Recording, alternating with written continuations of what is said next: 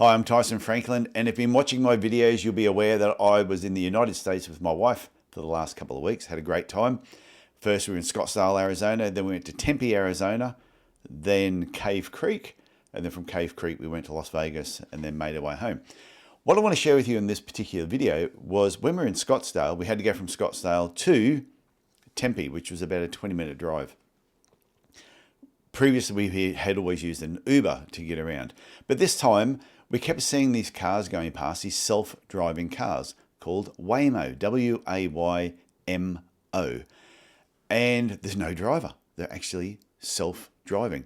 And there will be a link at the end of this video where you can actually watch our whole drive from Scottsdale to Tempe. Now, you might be thinking, why am I sharing this with you? Well, the last few years when I've done my trip, I've come back and I've shot a podcast episode for the Podiatry Legends podcast. And I do plan on doing that again this year, sharing a lot of my takeaways in one podcast episode. So that will come out soon. But I thought in the meantime, I wanted to shoot a number of smaller videos of just like business takeaways or things that you can learn from some of the things that we actually experience. So I'm going to talk about WAYMO, I'm going to talk about Uber, I'm also going to talk about taxis and how this relates to your business and what you can actually learn from this. And the first thing that when we decided to get the WAYMO, my wife was a little bit apprehensive. She wasn't sure whether we should do it or not. And I thought, this is a great opportunity. Try something completely different. So I'm going to share some of the things that I thought were better about WAYMO than Uber, but then also some of the things with Uber where there are benefits. And then also I'm going to talk about taxis a little bit as well. So the first thing was they arrive and don't cancel on you. So when we booked the WAYMO, you do the same thing on your phone. There's an app there. We booked the WAYMO, it's booked, and it's keeping track of when it's going to arrive.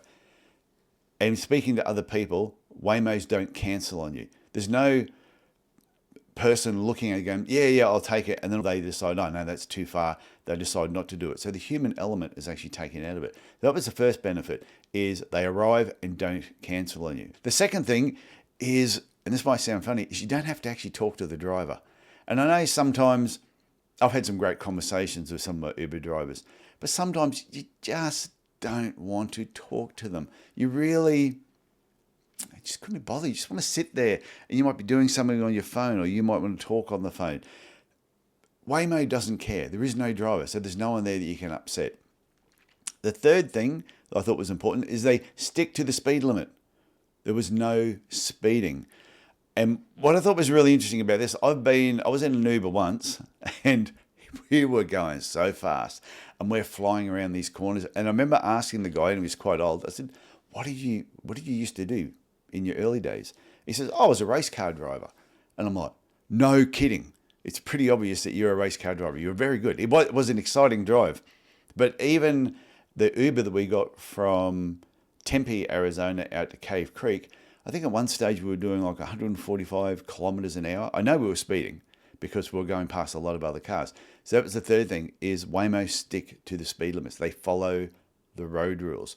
So at this point in time, I'm actually starting to feel very safe. The fourth thing is they have a screen in the car that you can clearly see how far you are from your destination. It gives you an estimated time of arrival, and then it tells you how many minutes it'll be before you actually arrive there. And you can see it ticking down as the drive is going on. So I thought that was really, really helpful, having a screen constantly giving you information. This one was really important. The car was spotless and it smelled good.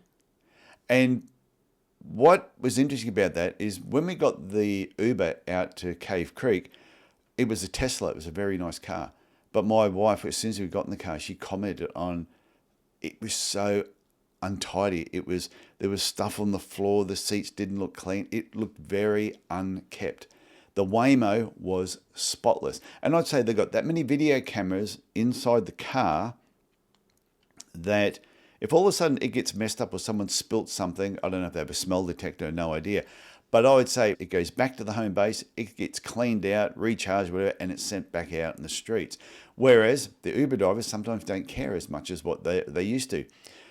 The sixth thing, there was no smoke smell because there's no driver. So they're not pulling over, having a quick smoke, and then getting back in the car. Didn't have to listen to terrible music. Sometimes I've been driving in the in Ubers and all the saying ding, ding, ding, ding, ding, ding, all this dinging music, and you go, this is horrible. Or they're on their mobile phone chatting away. They're talking really loud to another person. Sometimes I've had them on speaker talking to other people. So you don't have to put up with any of that, which was fantastic. The eighth thing, and this was important, and this was pointed out to us when we got in at Scottsdale. Somebody said, oh, by the way, they're cheaper than Uber. To go from Scottsdale to Tempe at the time we chose was like, say, $30. It was about $10 or $11 less with the Waymo, which is a big difference, and it's US dollars. So convert that to Australian dollars, $15 or $16 cheaper. The ninth thing was they didn't ask for a tip. When you finished, it didn't come up and say, hey, do you want to give us a tip? Yes, we got an email from them. The app actually said, hey, would you like to leave a review? Which I did. I thought was fantastic. But it didn't ask me if I wanted to give a tip. Who was I going to give the tip to? There was no driver. And this was funny. When we were in Las Vegas, we went out to Zappos. I will be doing a video on that as well. And the taxi driver, we got in the taxi, didn't say one word to us. He pulled up and we looked. We weren't quite sure if we were in the right spot. We said, is this the right place? He goes, well, this is the address you gave me. I went, oh, okay. I paid with a credit card and I didn't give him a tip because I thought, all you did was do your job. You don't deserve a tip. And he said to me, oh, yeah, thanks for the tip. And he was really shitty with us. And we got out of the taxi and I just went, mate, this is why we don't like taxis. So I want to go back a step. And I remember when Uber first started, and it was an alternative to taxis. And I've written a few things down here to remind me, like, why do we love Ubers? One, that the driver was very helpful. They could help you with the bags. They were polite. You used to get bottles of water. Sometimes they had little packets of mints. And they made the travel experience pleasurable. It was actually fun to get in an Uber because we were so used to getting treated poorly by taxi drivers. And the other added benefit is you knew what you were going to get charged from point A to point B, whereas a taxi, sometimes it was really dependent on the driver taking the shortest distance. And there was nothing more annoying than when you got held up at a light and you could see that taxi driver was deliberately slowing down so they would get pulled up. If they get pulled up, and while you sat there, you'd see the meter turning over. And that used to really, really frustrate us. But as time's gone on, since Uber started and as the years have actually progressed, I really can't see much of a distinction these days between Ubers and a taxi. They're pretty much about the same. And in fact, when we were in Las Vegas, we took taxis around most places because there was a lot more fixed pricing. So when we were at the airport, the taxi price to go from where we were to Caesar's Palace was a fixed price, $29. To go from Caesar's Palace back to the airport, it was a fixed price. And it was actually, I think it may have been a little bit cheaper than Uber. So I don't want to bag Uber or bag taxis. I'm just talking about the comparison between those two and how Uber sort of overtook taxis, but I think taxis are actually lifting their game and are coming back. But I think Waymo is a total game changer. And you've got to look at your industry and what you're doing right now. Is technology changing, and do you need to embrace that?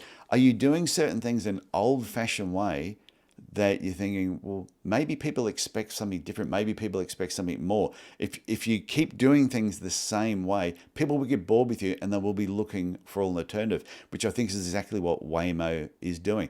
Now, one thing I will point out with Waymo, they're in limited areas. So they're not in every city.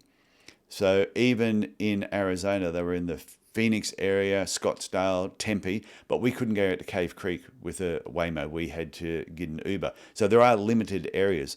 The other part with the Waymo that you need to be aware of was if you've got suitcases with you, it's just my wife and I, and we had 2 big suitcases. We had to struggle. We got them in the car, but it was a bit of a struggle. We had to put them in, take them out a few times to get it just right. So they're not the biggest vehicle. So if you had 3 people in the car and you all had luggage, I don't think you would actually fit in a Waymo. There's something to be very aware of. The other part I will say about Ubers though, if you happen to get a really good Uber driver, if you happen to get one, and you're in a town that you've never visited before, I think a really good Uber driver can be extremely helpful. You can ask them questions about where you are. They can point things out to you. They will tell you about places that you should probably maybe go and visit. And a good taxi driver will do that as well. But the reason for shooting this video is I just wanted to share my experience of what it was like to be in a self-driving car.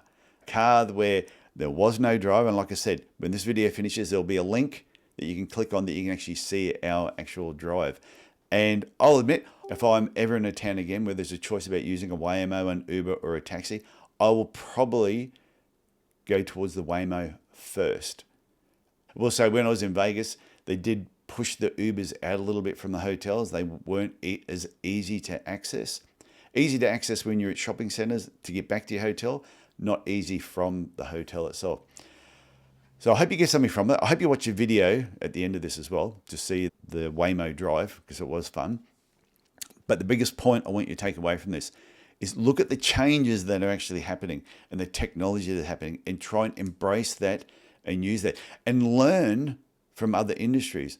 Like what taxis were doing and why Uber came about. I think Uber has forgotten what their purpose was, and therefore the distinction between Ubers and taxis has become very blurred. And now I think taxis are actually really starting to lift the game. Like I said before, WAYMO is a total different ballgame. And I think you'll find Uber and taxis will actually have to start lifting their game again. Otherwise, WAYMO is just going to take over, because it was a fun experience. And if you get a chance to get in one, just do it. Don't be afraid of there being no driver. And it's a little bit clunky when you're first starting about, oh, we've got to use the app to get in the car. But the car talks to you all the way through. When you're getting out, it reminds you, don't forget your phone, your bags. There's someone talking there, and there are buttons in the car too that you can push if you need to talk to someone if you're a little bit panicky. So, but all in all, fantastic experience. I'm so glad we did it. And if you get a chance to do it, you should do it as well. Okay. Love your feedback on this video. If you like it, please give it a thumbs up. If you're enjoying the videos that I produce every week, please click the subscribe button. I would really appreciate it. And go around, have a look on the YouTube channel and check out some of the other videos if you get an opportunity. Okay, talk to you later. Bye.